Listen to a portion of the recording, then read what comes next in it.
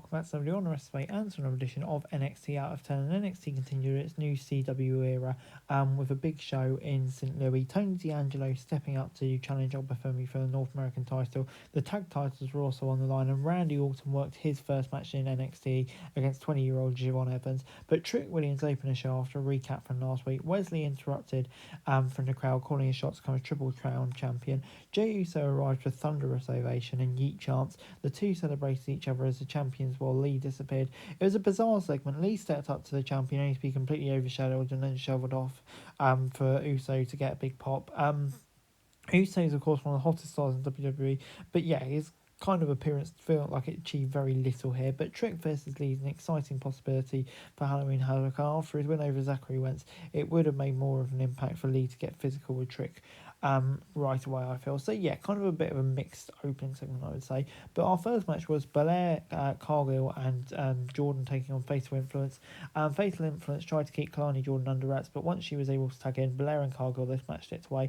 Jasmine Nix was thrown around before taking a split leg and moonsault for a loss. This is a fun opener that held the crowd loud, especially for the tag chants. While WWE brought A-level talent to this week's NXT, Belair's talent jumped off the screen, and if few can replicate, it's obvious she was above the level. It was inevitable that Fatal Influence would lose, but NXT has at least protected Henley as a potential North American champion threat. With the EST as WWE and the Storm heading back to SmackDown, Fatal Influence should have an opening to shift the momentum back in their favour soon. So yeah, I thought it was pretty good stuff. Good juice for the main roster stars, 6 out of 10. Stephanie Vaquer then arrived to help NXT. Before that, Roxanne Perez mocked the crowd again for underestimating her, bringing out Cora Jade to explain their friendship with the prodigy was mending thanks to Perez's new attitude. Julia arrived and followed quickly by Stephanie Vaquer in her physical appearance in NXT. They charged the ring and cleared out Perez and Jade. It was nice to finally see Vaquer in person, but NXT is playing a dangerous game, immediately pairing the top women in NXT together. In particular, Julia has got significantly better presentation than Vaquer from debuting at PLE.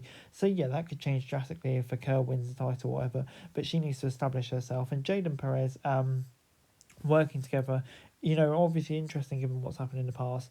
But yeah, I'm kind of intrigued to see where that goes as well, because that's an interesting dynamic. So yeah, I think lots of risk being taken on this division, but overall it does seem like a pretty exciting program.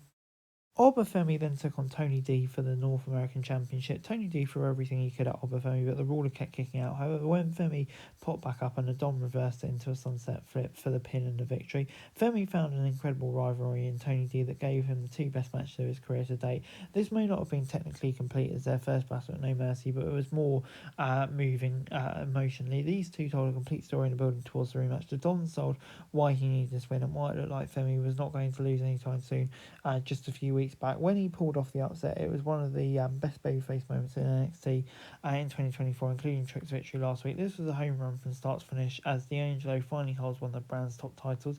This tick will be to keep Femi hot. If NXT plays its cards right, the ruler could well be the one to dethrone Trick Williams without anyone batting an eyelid. But yeah, this gets an 8 out of 10 for me. I thought this was really good.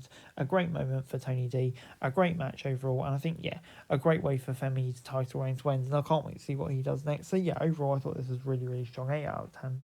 The tag titles were then on the line as Fraxian defended against A-Town Down Under, and Theory and Waller struggled to stay in sync, and Fraser and Axiom took advantage, hitting a combination Spanish Fly, Phoenix Splash to pick up a fairly comfortable win. A-Town Down Under should have been a real threat to Fraxian, but it was more one-sided than expected, as Theory and Waller sold their inability to keep up. They did not take away from the quality of a strong title match. In fact, it was refreshing to see Fraser and Axiom move past their old twice-a-match miscues and just focus on stealing the show. This was the best tag effort from A-Town Down Under in a while, and much of it was due to the efforts of the champions, who may be the best team on NXT at this point. So yeah, I thought overall this was pretty good stuff. Thought it was quite a one-sided match, as I say, but still pretty good, and a great run for Fraxium. So yeah, 7 out of 10. Before All Ego Ethan Page tried to cancel Sexy Red's concert, but Siobhan Evans cleared him out and posed with Red, and when Randy Orton made the young OG wait before showing his veteran experience, slowing and grounding Evans, while the youngster pushed the Viper, he still got caught with an RKO for a loss. Afterwards, Orton raised Evans' hand to show his respect. For all of the match hype this brought, this was kind of awkward, you'd have to say, from start to finish. It never really felt like the Viper found his face with Evans, and it led to many awkward moments where Orton just waited for his opponent to hit his next springboard. The most anticipated RKO was a complete whiff. NXT didn't show it on replay, and Orton called an audible to his second stand RKO for the win. It was always a risk for a newcomer like Evans having such a big match. However, this was by far the most he's struggled in NXT, and it may be down to just not clicking with Orton. Hopefully a rematch down the line will land better, because what we hoped, and maybe they can also nail the connection on the RKO. But yeah, unfortunately this match overall just didn't really click. So yeah, gets 6 out of 10 from me. Overall, NXT this week gets a 6 out of 10 from me. I thought, yeah, it was a pretty decent episode of NXT. Really loved the 2 title matches in the middle of the show. I thought, yeah, unfortunately the main event just didn't quite do enough for me this week, which was a bit of a shame considering the hype. But I thought, on the whole, very intrigued where lots of stuff is going in NXT at the moment. I think it's been a solid start to their stint on the CW. Hey guys, that's it for this video. Thanks very much for watching. Remember to like, share, subscribe. Follow us on our socials, link in the description below for daily wrestling news, meme and content. Subscribe to our other channels on screen right now, that'd be greatly appreciated. Thanks very much for watching. Peace out.